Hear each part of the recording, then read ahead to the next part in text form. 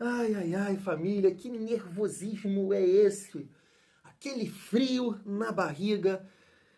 Ai, ai, ai. E assim, com todo o respeito do mundo, é o CSA. E mesmo assim, o Thiagão, vou falar por mim, tô nervoso. O que é isso, né? Mas entendo que é o momento, né, também do Vasco, essa dificuldade para ganhar. O histórico nessa competição, né? O Vasco vira e mexe, apronta. Ai, mas não é possível. No terceiro vídeo do dia, no nosso pós-jogo, não, ser com classificação, a gente vai estar aqui exaltando, né, a classificação, uma boa vitória, né? Porque assim, família, claro que a gente tem que comemorar a classificação hoje, porque, é o CSA, não. Bahia ontem passou um sufoco lá contra o Retrô. Eu tava vendo os melhores momentos. Ih, rapaz, o Retrô pressionou. Teve chance de abrir o placar, de ganhar o jogo. E aí é para as penalidades. Então hoje, assim, pro nosso coração ficar em paz, né, o Léo Jardim não tem que ser protagonista de nada, né? Claro, fazendo ali o papel dele, mas que seja o Verratti, Nuno, Ryan, Coutinho, sabe? E o Vasco possa classificar de uma maneira tranquila, né, para o torcedor não dormir com aquela famosa cara de... Ontem teve gente quebrando a televisão e eu não quero fazer isso de forma nenhuma, né, família vascaína? Olha só, minha filha tá ali assistindo uma televisão, um desenho, eu não quero fazer isso aqui em casa hoje, né? Mas é isso, família, a gente vai resenhar um pouco mais sobre essa partida, até trazendo aqui algumas opiniões, como a do Edmundo, que pegou no pé do Nuno. Eu quero saber se você concorda. Vamos trocar uma ideia aqui sobre esse jogador. Vira essa boca pra lá, Casagrande. Tem que ver o que ele tá falando. Família, quero trazer um corte rápido aqui também do Baldasso, né? Enfrentamos eles aí recentemente, o Internacional. Quero dizer, o Vasco acabou empatando por culpa da arbitragem e também é uma contribuição bem grande do seu Fernando Diniz, mas é um ponto interessante para a gente debater aqui, até falando sobre a gestão, contratações e tudo mais. E claro que vamos falar aqui um pouco mais sobre reforços, família, porque segundo o GE, o Vasco não vai parar no Andrés Gomes. Então o Vasco mira mais um zagueiro e também um outro atacante. Nesse sentido, a gente vai trazer aqui, pegando o vídeo do canal Detetives Vascaínos, ele estava repercutindo, ele entrou em contato com alguns jornalistas, a gente vai trazer aqui essas opiniões. Um jornalista do L'Equipe, um jornalista colombiano e um profissional que ajudou a captar, né, o Andrés Gomes para a base do Milionários, família vascaína. Então chega aí que tem muita resenha nesse vídeo, mas antes, deixa eu te pedir aquela moral. Se não for inscrito aqui no canal Vasco em Família, se inscreve, deixa o like e ativa o sininho para não perder os próximos vídeos. Família, rapidamente falar aqui da parceira do canal, a Foot Fanatics, é isso mesmo. Vai estar vários links aqui na descrição, na verdade no primeiro comentário fixado. Thiago, quero jogar uma peça, a camisa do Vascão, a branca, a que saiu agora, a preta, que tá show de bola, a laranja, a azul. Família, todas estão aqui, todos os links. Você comprando no nosso link vai estar dando uma moral aqui para o Thiagão. O Thiagão tá correndo atrás aqui também de um cupom de desconto, né, para o nosso canal. E aí você pode comprar em todo o site. Mas por enquanto, todos os links. Comprando uma camisa, compra aqui que você vai estar ajudando o Thiagão do canal Vasco em Família. Seguindo a nossa resenha, eu gostaria de trazer esse comentário aqui rápido do Baldasso após a eliminação do Internacional para o Fluminense. Olha só. 9 milhões de reais contratando o lateral esquerdo Ramon, que é inacreditavelmente horrível. 9 milhões de reais. 5 meses depois estão emprestando o Ramon de graça pro Vitória. É este o clube que não tem dinheiro? Contratam o Diego Rosa e passam 5 meses pagando salário pra ele, pra botar ele pra jogar um jogo e meio. E agora liberam o Diego Rosa. É essa a direção? Não é falta de dinheiro. Não é falta de dinheiro, é falta de competência. São os leões pra brigar com a imprensa e uns gatinhos incompetentes pra contratar e fazer o que tem que... Tá aí. Esse comentário do Baldasso te faz lembrar alguma coisa? Mas é claro, né? A nossa gestão que fez alguns investimentos, como Lloyd, Jean Davi, Maxime, né? O próprio Garré que não consegue caminhar, vingar. Me parece que o Diniz não acredita nesse atleta. Mas vira e mexe eu falo aqui com vocês, até pegando um gancho do Enzo, né? Que participa lá do Charla podcast, uma vez ele falou que o Vasco tem a pior gestão da Série A. E eu falei, não é bem assim, tá? Não é bem assim, não acho que seja dessa maneira. Eu sei que muita gente pode discordar de mim até pelo momento que o Vasco vive, estamos na zona de rebaixamento, mas eu venho pontuando isso aqui. Fazer futebol não é fácil. Eu concordo que temos que fazer as críticas, até porque, como eu disse, o Lloyd, Garré, Maxime, que já até saiu, e Jean Davi, cara, eu entendo toda a dificuldade financeira que o Vasco está passando, não é fácil. Você viu a maneira que o Vasco foi lá acertar com o Andrés Gomes? Empréstimo, parcela o empréstimo, e aí tem metas, se não bater as metas não compra, sabe? Então é difícil você ir no mercado e contratar esse tipo de jogador, contratar bons jogadores. Até porque me parece que ficou muito mais uma questão do Fernando Diniz ou do próprio Ares, né? De um poder de convencimento ali com o atleta, porque a gente entende que um próprio Cruzeiro da vida teria, né, mais condição de acertar com esse jogador lá com o Rennes. Então acho que me parece que ficou ali numa decisão do atleta, do jogador. Acho que o Admar também foi importante nesse sentido, mas é muito difícil você contratar dentro das condições que o Vasco tem. Agora, você pega esses jogadores que não contribuíram com nada, mas com nada, então não tem como defender. Mas o Vasco não é uma exceção, família. Esse é o ponto. E aí onde eu quero chegar aqui, pegando até o gancho do Internacional, família. Não vou aqui querer comparar, acho que o time do Internacional é melhor, tem bons jogadores, é um time mais pronto, é um time mais experiente, né? Tem mais banco que o Vasco, mas vem num péssimo momento, né? Péssimo momento, até ganhou ali do Vitória, ganhou de outro time ruim, empatou com o Vasco, a gente sabe por quê, né? O juiz fez o que fez. E acho que o Diniz contribuiu muito naquele empate, mas muito mesmo. Ah, mas foi pressionado porque ele não fez a leitura correta, porque ele foi cabeça dura, que ele foi burro. Qualquer treinador no mundo sacaria o Verratti, David de referência, Lloyd, é o único que a gente tem. Família, o jogo seria outro. Poderia continuar sofrendo a pressão, mas vira e mexe o Vasco teria uma condição de contra-atacar, podendo até fazer o segundo gol e aí, né, melhorar o cenário do jogo. Mas o cara insistiu em deixar um time pesado em campo, as mesmas questões de botar Thiago Mendes, né? Ele não tem esse olhar para a questão física do Vasco, e aí deu no que deu, né? O Vasco acabou empatando com o Internacional, mas o Vasco fez um grande, né, primeiro tempo. E eu consegui acompanhar a reta final do jogo ontem contra o Fluminense, e eu tava vendo os comentários também, acho da Ana Thaís Matos e do Roger, né, criticando muito tanto a atuação do Fluminense quanto a atuação do Internacional. Aí tu vê um São Paulo, né, que a galera tá criticando lá o goleiro reserva. Né, não tem goleiro reserva, que é o Jandrei. Tu vê o que aconteceu com o Palmeiras, né? O cara com 15 minutos foi expulso dando uma cabeçada, sabe? Só que ele pega com o Vasco. Onde eu quero chegar, família? Eu já falei isso aqui algumas vezes. Vou receber várias críticas porque estamos na zona de rebaixamento. O time titular do Vasco, ele é mal montado. Ele não é ruim.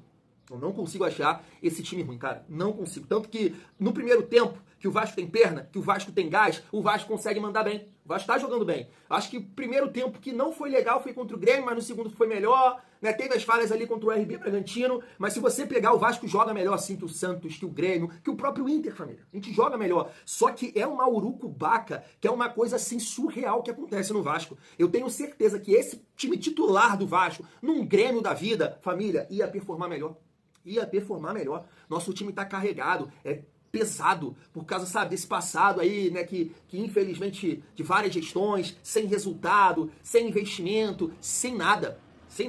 Então, assim, é só uma maneira de tentar colocar aqui que nossa gestão, ela vem fazendo um péssimo trabalho no olhar de resultado, campo, tá? Péssimo trabalho, não dá pra defender. E já falei aqui, né, não adianta estar fazendo um grande trabalho na parte financeira e o Vasco cair.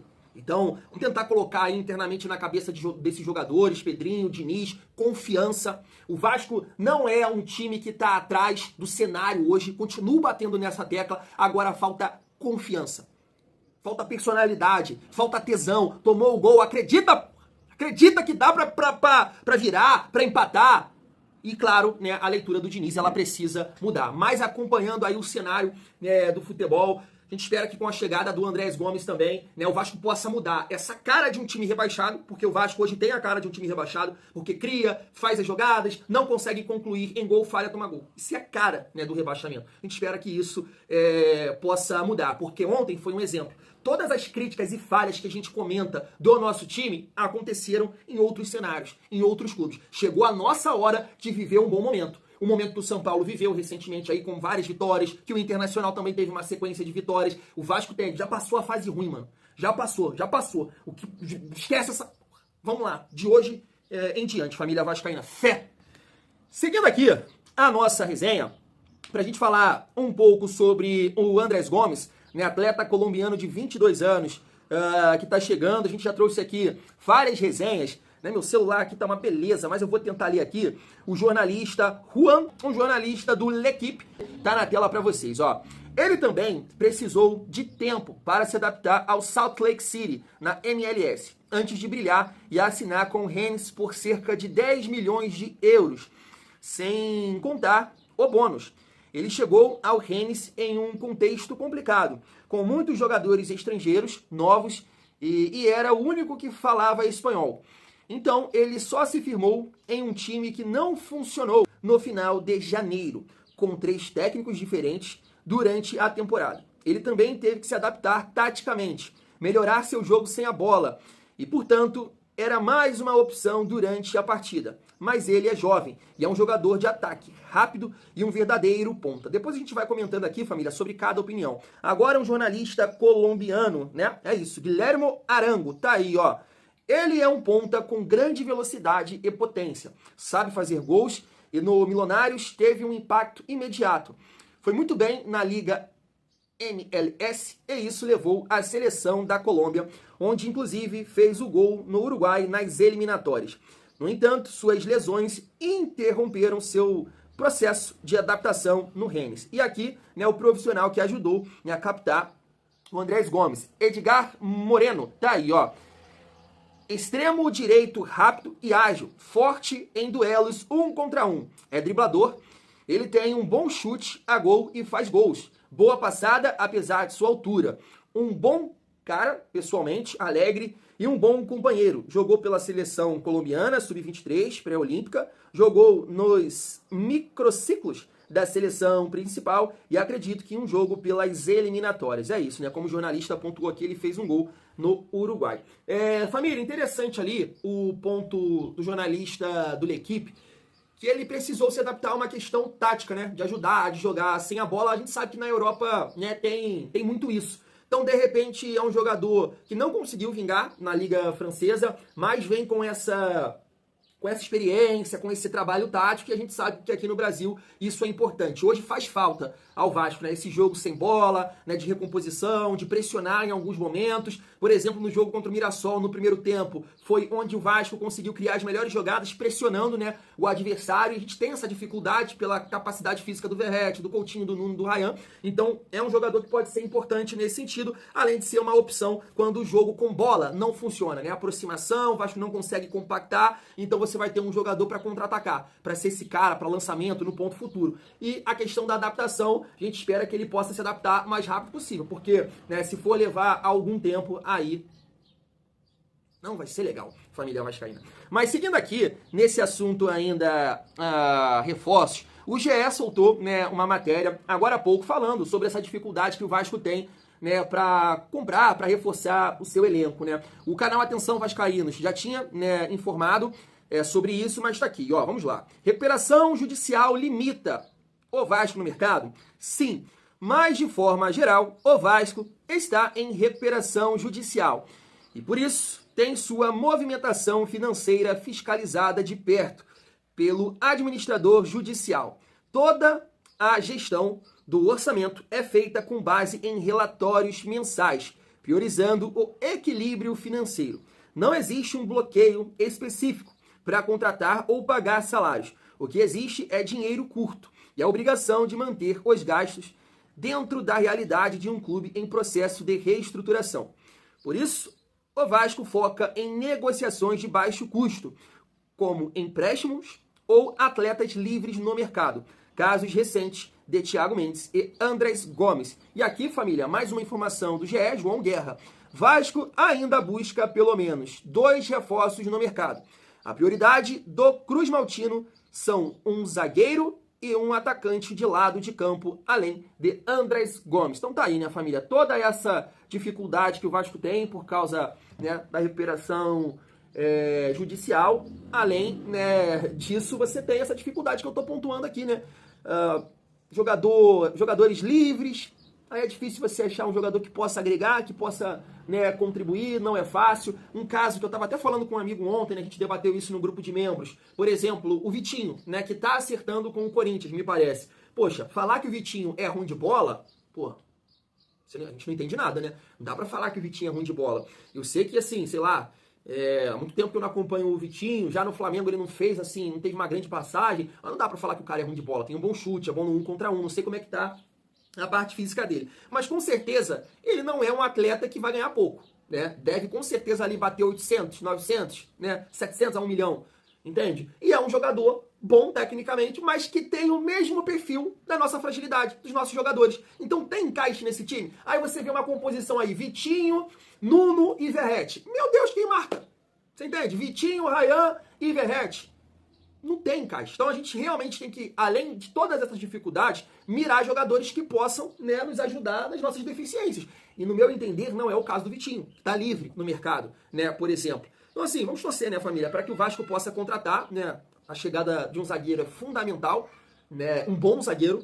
E claro, se chegar mais um atacante para contribuir, principalmente para o Diniz, né, confiar no atleta e mudar, o time tá cansado, sentiu na parte física, mexe. Não pode ficar segurando os jogadores que já não conseguem contribuir fisicamente, tanto no comando de ataque, quanto na recomposição, para nossa defesa parar de sofrer. Né, família vascaína? Vamos aguardar. E aí, para finalizar o nosso vídeo, falar um pouco mais, né, sobre o confronto de hoje contra o CSA. Mas antes, gostaria de trazer esse corte aqui do Edmundo e também do Casagrande. Olha só. Diretores, comissão técnica, jogadores, eu falo só como torcedor, e os resultados têm sido muito ruins. Então é difícil a gente chegar aqui e elogiar, embora alguns jogadores conseguem, meio ao caos, meio aos resultados ruins, se destacarem, né? Como é o caso do Léo Jardim, do Paulo Henrique, uns lampejos aqui e ali do Verratti, né? Principalmente quando faz gol. O Nuno, ontem eu estava em casa, minha namorada, assistindo programa, não lembro o que foi, e teve uma matéria que me lembrou o Nuno, porque corre um risco dos vagalumes acabarem no Brasil. Vocês sabem o que é vagalume, aquele que acende só de vez em quando. E aí na hora me veio à cabeça o Nuno, que é isso, é um vagalume, de vez em quando ele aparece, de vez em quando ele some, mas ainda assim a participação dele é melhor do que a do Felipe Coutinho. Você vê como são as coisas. Eu acho que dá uma zebra no CSA ou no CRB. Eu acho que um dos dois, Vasco ou Cruzeiro, dança. Vira essa boca pra lá, Casagrande. Mas assim, família, é interessante isso, né? Porque o CRB eliminou o Santos, né? Que é um time da Série A, e o CSA eliminou o Grêmio, né? Então são dois times que chegam aí nessa fase com uma certa confiança. Não dá pra negar que no caso do Cruzeiro é mais complicado, é mais difícil, né? O CRB é um time da Série B e o CSA é da Série C.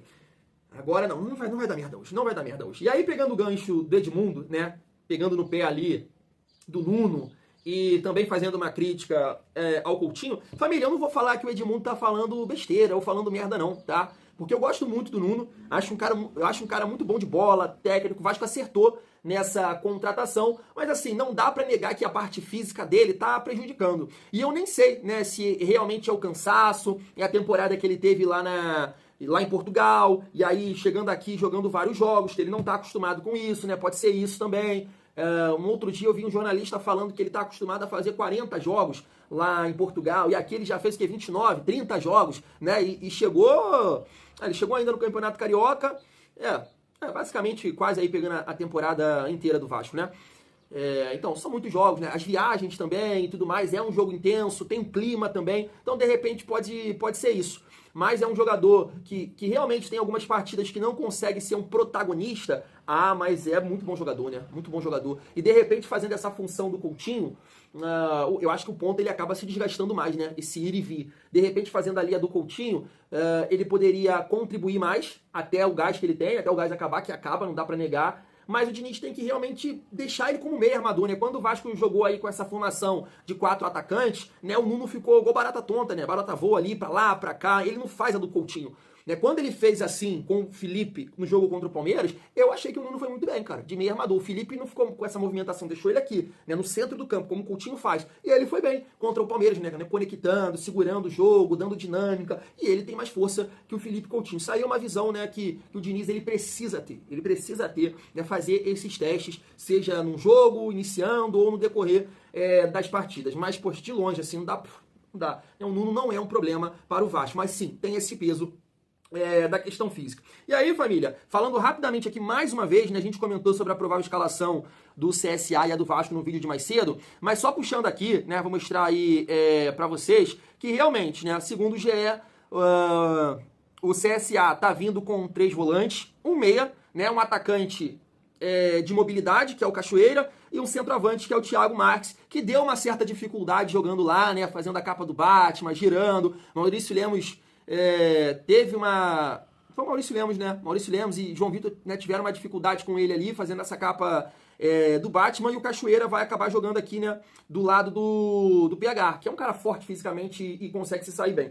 Assim, a gente viu essa estratégia aqui ser utilizada. O CSA fechou muito bem, né, o centro do campo, para o Vasco não triangular, para o Vasco não ter espaço nessa movimentação de né, paralela cheia. Realmente povoou bastante. E aí forçou o Vasco a fazer cruzamentos, e a zaga é alta, né? Estavam num bom dia, conseguiu cortar a maioria dos lances, né? O Vasco teve uma chance ali dentro da área que o Verratti acabou desperdiçando, né? Chutando por cima do gol. Mas eu acho que o campo acabou contribuindo nesse sentido, né? Você não consegue dar dinâmica ao jogo, porque a bola quica muito. Já em São Januário é diferente, né? De repente, se o Vasco conseguir acelerar, né, esse balanço, vai achar os espaços para, de repente, fazer, né, as jogadas. E o nosso time, né, família, não muda muita coisa. É o time que vem entrando em campo, né? A não ser a ausência aí do João Vitor, que está suspenso para essa partida. Então a gente entende que o Vasco tem que estar muito atento na questão dos contra-ataques e ser uma partida, né, de criatividade, de movimentação, né, sem cara de bunda, sem desânimo, principalmente do seu Coutinho, né? A gente torce para que o Vasco possa fazer um gol no início da partida para dar uma tranquilidade. A gente tem todos os cenários, né, nessa Copa do Brasil jogando contra times de menor expressão. Já começamos bem com o Ramon Dias contra o Água Santa e depois foi para as penalidades, tínhamos que buscar o jogo. Já teve jogo contra o Atlético Goianiense, né, que o Vasco foi muito mal, fez um gol, conseguiu segurar o resultado, o gol do Piton, uns trancos e barrancos ali. Recentemente a gente teve o jogo contra o Operário, que conseguiu sair na frente, mas depois, infelizmente, não conseguiu caminhar na partida, foi mal, o Operário cresceu, né, empatou o jogo e foi, né, para os pênaltis. Tirando assim, fugindo um pouco da Copa do Brasil, mirando o Campeonato Brasileiro e Sul-Americana, né, contra o Fortaleza, a gente aproveitou as oportunidades que teve, não deu grandes chances assim pro adversário, e quando teve chance fez, né? Isso é muito importante, né? Marretou o adversário, tanto contra o Melgar, tanto contra o Fortaleza. Então as oportunidades apareceu, você tem que cravar. Que aí você também desanima o adversário, ou você tira o adversário da estratégia, da zona de conforto, que com certeza hoje é marcar atrás e contra-atacar. Então se o Vasco conseguir abrir o placar, né, ou de repente ampliar, você tira o CSA da estratégia, vai ter que buscar, vai ter que empurrar, vai ter que, né, atacar o Vasco, né, pressionar lá em cima, e aí o Vasco pode aproveitar os espaços, família. Fui! Tamo junto!